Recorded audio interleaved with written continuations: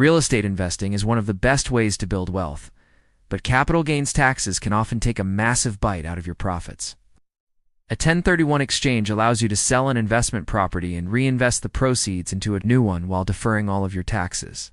This powerful IRS rule means you can keep your entire profit working for you instead of sending a large chunk to the government.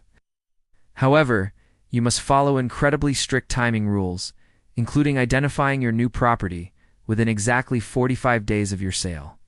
You then have a total of 180 days to officially close on the new property to complete the tax-deferred exchange.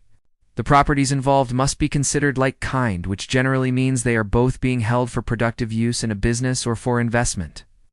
You are also required to use a qualified intermediary to hold the funds, because you cannot personally touch the cash during the swap. When used correctly, this strategy allows you to scale your portfolio much faster by compounding your gains over several decades.